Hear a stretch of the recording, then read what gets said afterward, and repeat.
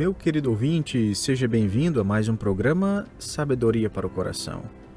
Hoje estudaremos João 18, versos 38, 39 e 40. O título da nossa mensagem é A Escolha do Povo. No livro A Lenda das Duas Cidades, o autor Charles Dickens escreve sobre um jovem francês chamado Charles Darnay, que foi condenado à morte numa guilhotina. Uma hora antes de sua execução, recebeu a visita de um amigo chegado, um inglês chamado Sidney, que poderia ser considerado seu irmão gêmeo. Sidney já havia decidido que tomaria o lugar de seu amigo naquela guilhotina, um ato de amor, esperando salvar a vida de seu amigo e também que ele pudesse retornar para sua esposa e filhos. Então, com esse objetivo, Sidney conseguiu entrar no calabouço. Depois que o guarda saiu, ele dominou Charles com um anestésico, deixando-o sem forças e sonolento. Daí trocou as roupas e vestiu a roupa de Charles, e depois chamou o guarda. Fingindo ser o condenado à morte, pediu que o seu visitante inconsciente, supostamente vencido pela tristeza, fosse removido dali e levado para sua casa. O plano de Sidney funcionou e Charles Darnay foi salvo da morte. Em seu caminho à guilhotina, o jovem inglês Sidney Carton pronunciou suas últimas palavras: "Essa é a melhor coisa de todas as outras que fiz na minha vida." Existe uma perspectiva em relação aos momentos finais da vida de Cristo que geralmente negligenciamos. É a perspectiva vista do ponto de vista de um criminoso que havia sido condenado à morte de cruz, mas que teve outro homem pendurado em seu lugar. O criminoso condenado foi libertado. Seu nome, Barrabás. Barrabás, mais do que qualquer outra pessoa naquela cena do Calvário, era quem poderia dizer: "Tenho um substituto morrendo em meu lugar." A história de Barrabás tem coisas tremendas a dizer àqueles que já receberam a Cristo como substituto pessoal. E Barrabás tem algo a dizer àqueles que ainda estão acorrentados no calabouço da descrença, àqueles que desejam ser libertados. Por essas razões, vamos dar uma olhada em apenas 2 versos escritos por João, começando em João 18, verso 38. Perguntou-lhe Pilatos: "Que é a verdade?" Tendo dito isto, voltou aos judeus e lhes disse: "Eu não acho nele crime algum." Agora, antes de avançarmos em nosso texto, quero lembrá-los de alguns eventos que levaram Pilatos a tentar, desesperadamente, libertar Jesus Cristo. É o drama por trás do drama. Pilatos já estava com problemas, não somente com os judeus, mas também com Tibério, o imperador romano. Quando se tornou governador da região da Palestina, a primeira coisa que ele fez foi deixar a capital Cesareia e visitar Jerusalém. Quando os líderes romanos vinham, sempre se hospedavam no velho palácio de Herodes, na parte ocidental da cidade. E, assim como todos os líderes da época, Pilatos foi levando consigo uma grande guarda particular de soldados romanos. Um dos soldados carregava o estandarte de Roma, uma haste com a insígnia romana pendurada. Esse era um tipo de bandeira que Roma exibia. Preso ao estandarte havia um busto de metal do imperador romano, que era considerado um deus. Era bastante comum ver soldados, após uma batalha, fazendo homenagens religiosas diante do busto preso ao estandarte, assim como o general Tito fez ao destruir Jerusalém no ano 70 d.C. Agora, para os judeus, isso era considerado blasfêmia e idolatria. Eles sempre exigiam que os soldados removessem o busto antes de entrar na cidade de Jerusalém. Todos os outros governadores que vieram antes de Pilatos se submeteram a esse pedido, mas Pilatos não. Os judeus o pressionaram e finalmente Pilatos disse que se reunissem no anfiteatro. Quando chegaram ali, Pilatos, cercado de sua guarda romana, disse que se eles não parassem com aquilo, seriam todos mortos ali mesmo naquele momento. Para sua surpresa, os judeus se endureceram e chamaram os soldados para a luta.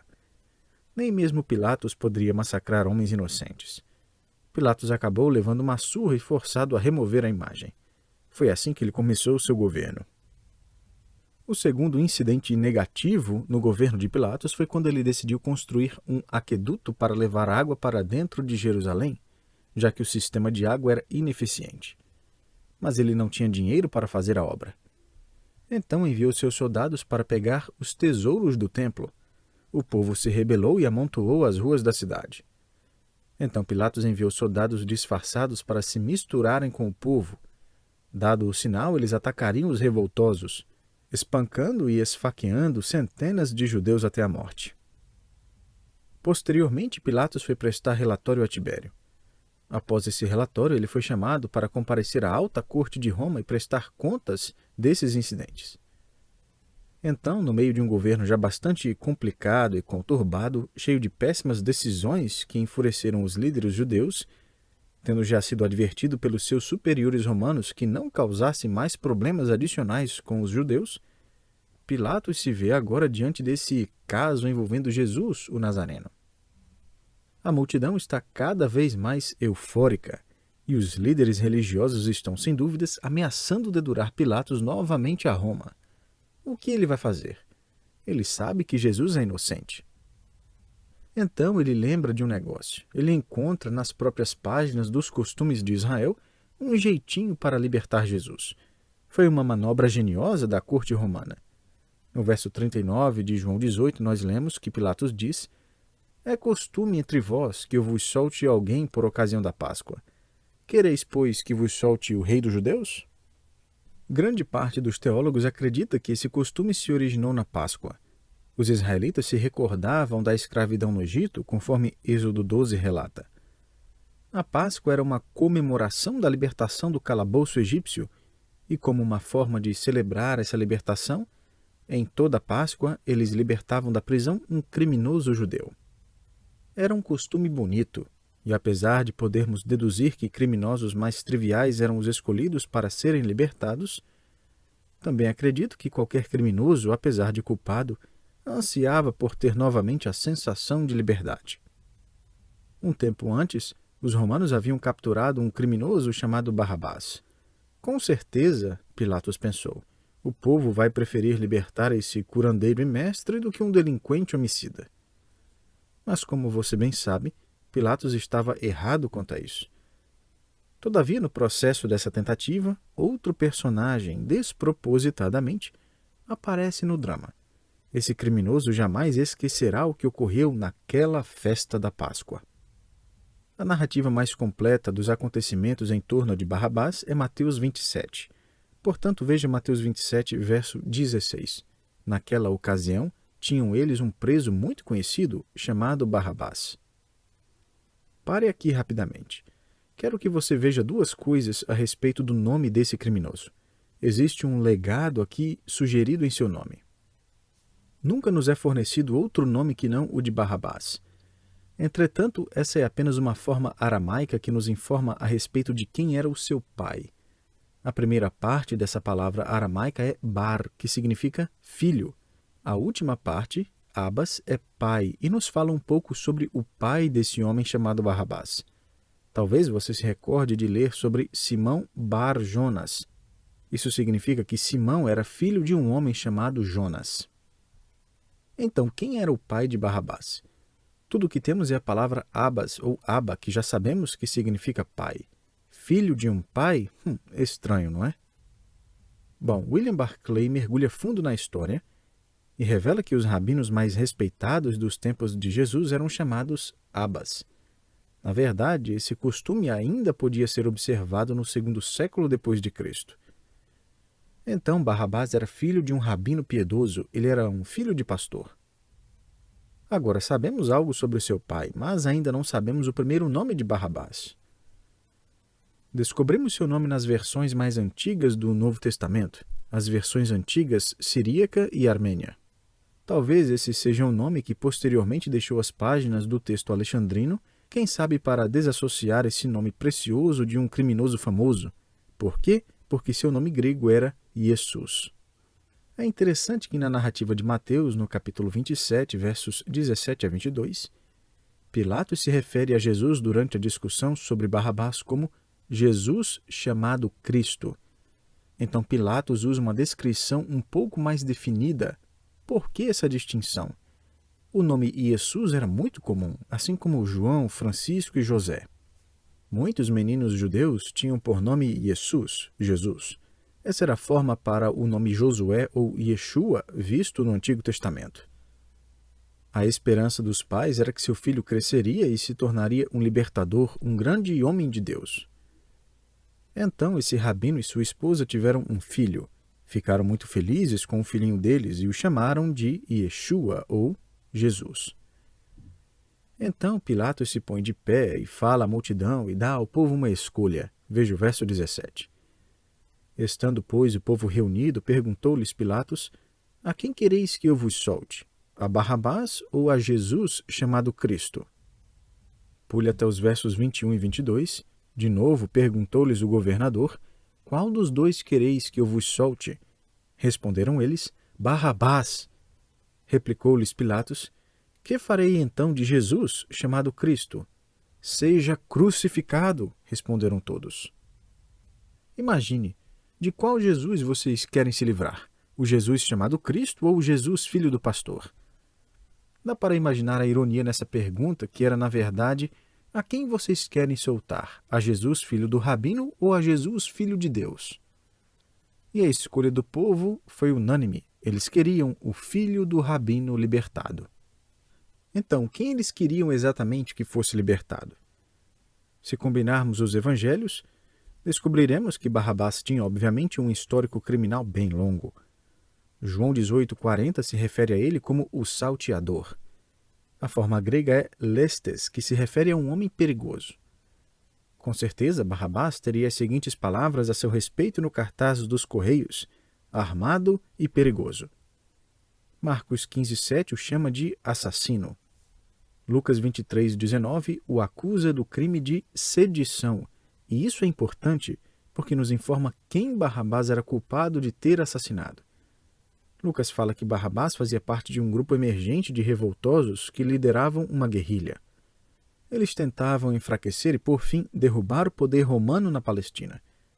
Ele era bastante leal ao judaísmo, talvez pensando que a atitude passiva de seu pai piedoso contra Roma deveria ser substituída por combates físicos e punhais escondidos. Mateus 27,16 o chama de um preso muito conhecido. Além de significar alguém famoso, notório, também significava alguém marcado. Em outras palavras, ele era um homem marcado. Com certeza havia uma caçada por esse líder rebelde contra Roma.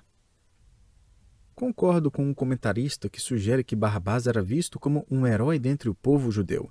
Ele era uma espécie de Robin Hood, um patriota que havia sucedido no assassinato de um soldado romano e liderado uma revolta armada contra Roma. Ele era o tipo de Messias que o povo estava querendo. Ele era o tipo de Jesus que eles estavam esperando. O povo queria um líder zelote para derrubar Roma e Barrabás era essa esperança. Ele atingiu as expectativas daquilo que o Messias faria. Barrabás foi a escolha do povo. Dá-nos Jesus, filho do rabino, e crucifiquem Jesus, o Filho de Deus. Meu amigo, você é um descrente hoje porque Jesus não se encaixa na sua definição de Deus? A sua história decepciona você? Ele não atingiu as suas expectativas? Em Mateus 27,16, a Bíblia nos diz que tinham eles um preso muito conhecido. Isso nos informa que Barrabás estava detido na única prisão de Jerusalém, o chamado Forte Antônia. Esse forte servia não somente de prisão, mas de quartel para os soldados romanos que acompanhavam Pilatos a Jerusalém. A fortaleza ficava a cerca de 1 quilômetro do palácio de Herodes, onde Pilatos estava realizando o julgamento. É bem possível que Barrabás estivesse sabendo da sedição do povo. Sem dúvidas, ele conseguia ouvir o povo gritando: crucifica-o, crucifica-o! E até onde ele sabia, o povo estava pedindo a sua crucificação. Ele estava longe para ouvir as palavras de Pilatos, mas perto o suficiente para ouvir o grito do povo. Veja Mateus 27, versos 20 e 21. Pense em Barrabás ouvindo apenas o grito do povo. Mas os principais sacerdotes e os anciãos persuadiram o povo a que pedisse Barrabás e fizesse morrer Jesus. De novo perguntou-lhes o governador: qual dos dois quereis que eu vos solte? Responderam eles: Barrabás. Barrabás ouve o seu nome. Ele estica sua orelha. Agora continue nos versos 22 e 23. replicou-lhes Pilatos, que farei então de Jesus chamado Cristo? Seja crucificado, responderam todos. Que mal fez ele? Perguntou-lhe Pilatos. Porém cada vez clamavam mais, seja crucificado. Mateus usa o verbo craso, que significa gritar. E a multidão ficou gritando, crucifica-o, crucifica-o, crucifica-o. Dá para imaginar o medo de Barrabás? Acho que ele ficou paralisado de tanto pânico. Use sua imaginação por um momento. Donald Grey Barnhouse aguçou a minha imaginação e quero que você use a sua agora também. Ouça o que ele escreveu. Os soldados romanos acabaram com a revolta e prenderam Barrabás. Sua culpa havia já sido estabelecida. Ele foi lançado dentro da cela com 2 outros condenados. Lá esperariam o momento da morte. Agora, um homem que está prestes a ser enforcado tem muita dificuldade em manter suas mãos longe da garganta, onde a corda em breve o estrangulará. Um capelão de uma penitenciária que executa homens na câmara de gás me contou que os condenados ficam praticando respirações longas, às vezes segurando sua respiração até o ponto em que seus olhos quase pulam para fora. Eles sabem que serão lançados numa câmara de gás e que ouvirão um assovio de gás escapando, a morte se aproximando, e o fôlego que estão forçando para dentro agora será o último de suas vidas.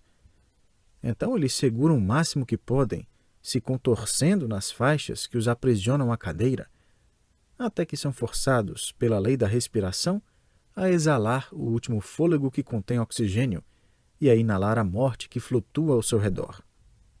Barrabás deve ter olhado para as suas mãos e imaginado qual seria a sensação de ter pregos rasgando a sua carne. Ele deve ter recordado de cenas de crucificação, morte e a lenta agonia das vítimas que sofriam, muitas vezes por um dia ou 2, antes que a morte misericordiosa viesse os libertar. Se ele ouviu um barulho de martelo naquela noite, deve ter despertado de seu sono num pulo. Sua mente deve ter antecipado o som dos martelos batendo, trazendo-lhe a morte. E então, em sua prisão, dentro de sua cela, ele ouve agora gritos vagos da multidão, que brame como o debater das ondas no mar. Ele pensa que está ouvindo o seu nome. Percebe que são gritos de raiva e o medo varre seu coração. Então ele ouve o barulho de chaves no portão. O carcereiro vem e o solta de sua corrente enrolada ao seu redor. Deve ter pensado que sua hora tinha chegado. Mas daí o guarda o retira da cela, abre a porta e diz que agora ele é um homem livre. Um homem livre. Nessa história extraordinária de Barrabás, vemos que ele claramente ilustra a posição de toda a humanidade. Ele já estava condenado e esperando seu julgamento final. Lucas 4,18 claramente revela que o propósito de Cristo ao vir a este mundo era para proclamar liberdade aos cativos. Barrabás foi o único homem na face da terra para o qual Cristo trouxe literalmente liberdade física, além da potencialidade da liberdade espiritual também. Francamente, não sabemos qual foi a resposta de Barrabás ao carcereiro. Gostaria de saber. Imagine as possíveis diferentes respostas de Barrabás. Ele poderia dizer: não acredito que isso seja verdade. Pequei grandemente. Não é possível. Você sabe com quem está falando? Eu sou Barrabás, o criminoso famoso, número 1 na lista dos procurados de Roma, um assassino, um mentiroso. Sou um homem violento e mereço uma morte violenta. Com certeza, guarda, você está enganado. Cristo já apareceu na porta de sua cela? Você disse a ele que salvação a alguém como você não pode ser de graça, não é possível? A coisa maravilhosa é que Cristo morreu por bandidos condenados à morte, fracassados, pecadores e marginais. Ou suponha que Barrabás tenha dito: não mereço morrer, eu sou inocente, não vou aceitar o perdão e deixar esta prisão até que Roma me declare inocente. Muitas pessoas recusam aceitar o veredito de Deus de que elas já estão condenadas. Recusam-se a deixar sua prisão feita pelo pecado, porque se recusam a admitir que são culpadas. O pecado precisa ser reconhecido, confessado e perdoado. Se você deseja sair da prisão, precisa admitir sua pecaminosidade e culpa. Barrabás também pode ter reagido dizendo o seguinte: não quero ser perdoado ainda, agradeço a gentileza, mas prefiro ficar na prisão e passar pelo processo de restauração primeiro. Deixe-me ajeitar minha vida antes de aceitar o perdão. Ainda não estou pronto para a liberdade. Deixe-me primeiro provar que mereço liberdade. Certas pessoas que evangelizo dizem para mim no final: olha, eu creio em tudo que você está dizendo, mas provavelmente irei desapontar Deus de novo. E é verdade, você vai pecar novamente, mas Jesus morreu pelos seus pecados.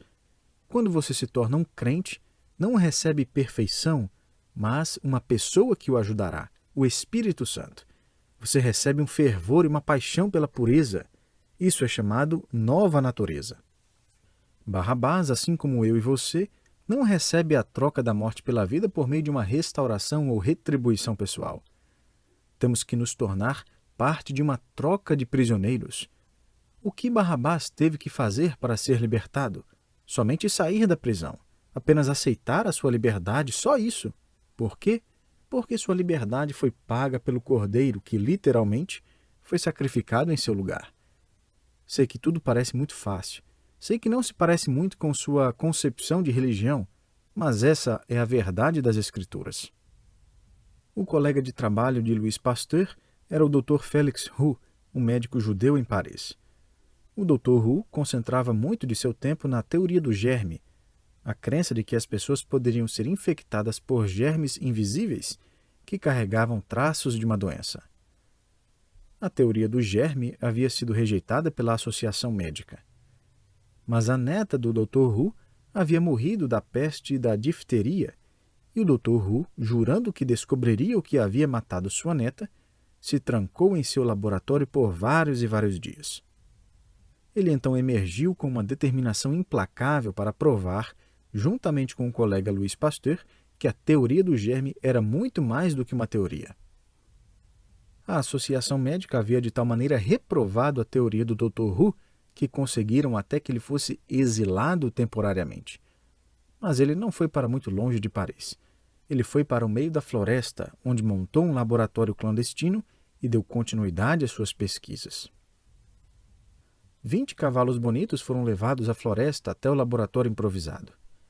Cientistas, médicos e enfermeiros vieram assistir aos procedimentos. O Dr. Roux abriu uma cápsula de metal e retirou de dentro dela uma espécie de balde cheio de germes da difteria que havia cultivado há meses. Dentro do balde havia germes suficiente para matar todo mundo na França. O Dr. Roux foi a cada um daqueles cavalos bonitos e esfregou os germes em seus focinhos, línguas, gargantas e olhos. Os cientistas esperaram vários dias para ver o resultado. Cada um dos cavalos desenvolveu uma febre terrível e todos, com exceção de um, morreram em pouco tempo.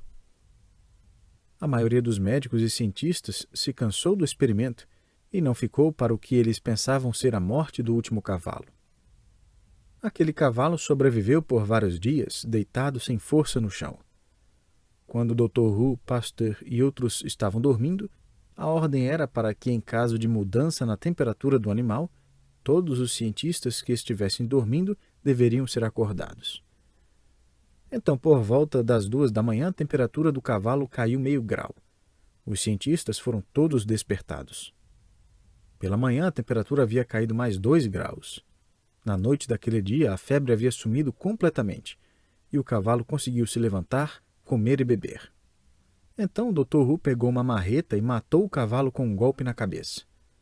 Os cientistas e médicos retiraram todo o sangue do cavalo que havia sido contaminado com a doença, mas que havia, no fim, vencido a doença. Então se apressaram para o Hospital Municipal de Paris, empurraram guardas e superintendentes e forçaram a entrada até a sala onde centenas de bebês doentes haviam sido retirados e esperavam a morte pela difteria. Eles introduziram o sangue do cavalo em cada um dos bebês. O belo cavalo, que havia sido infectado com a doença e vencido, morreu para que 297 bebês vivessem. Que ajuda fantástica de uma teoria que havia sido reprovada, cura por meio de uma fonte incomum, mas bebês sobreviveram ao invés de morrer. Meu amigo, Não importa o que religiões do mundo declaram e os clérigos negam, a humanidade está infectada com uma doença mortal chamada pecado. João 3,18 nos diz que já estamos condenados. Romanos 1 afirma que não temos desculpa. Romanos 6,23 diz que a penalidade do pecado é a morte eterna, separação do Deus Santo. E Apocalipse nos diz que o lugar de punição final é o lago de fogo, o inferno. Mas algo aconteceu. Um cordeiro que foi infectado pelo pecado, mas que venceu o pecado. Agora, para aqueles que recebem seu sangue para purificar seus corações, no caso daqueles que creem na morte e ressurreição de Cristo Jesus, esse carpinteiro reprovado por muitos, mestre incomum.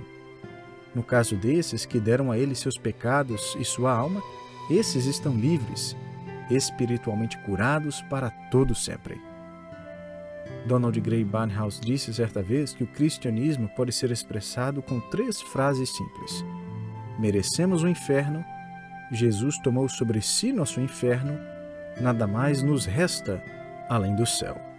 Reflita nessas coisas, meu querido, e espero você para o nosso próximo estudo.